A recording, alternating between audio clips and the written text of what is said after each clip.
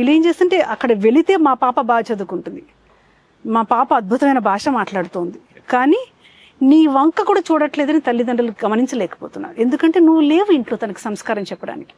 అక్కడ వెళ్తే westernised culture, modernised culture అన్న ధ్యాసలో ఉండిపోతున్నారు పిల్లలు. వాళ్ళకి ఏం చెప్తున్నావు, నువ్వేం చెప్పి పంపిస్తున్నావు?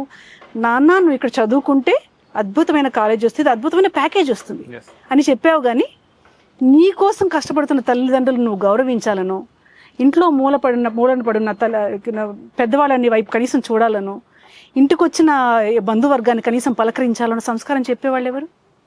ఒకప్పుడు మనకి కుటుంబ వ్యవస్థ బాగా ఉన్నప్పుడు అమ్మ నాన్న పనికి వెళ్ళినా అవ్వ తాత ఎవరు కాస్త సంస్కారం నేర్పించేవాళ్ళు. ఆ వ్యవస్థ లేని దాని వల్లనే అమ్మాయిలకి సంస్కారం అవసరం అవుతుంది. తల్లిదండ్రులకు సమయం లేదు, పాపం వాళ్ళు ప్యాకేజీల వెనకాల ఉన్నారు, ఇంట్లో పెద్దలు లేరు, సమాజానికి అవసరం లేదు, కార్పొరేట్ వాళ్ళకి అసలు అక్కరే లేదు.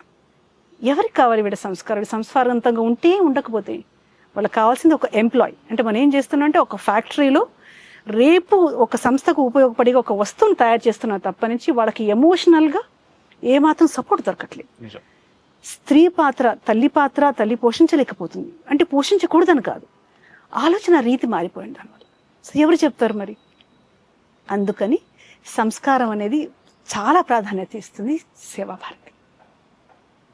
బాగుందమ్మా, చాలా బాగుంది.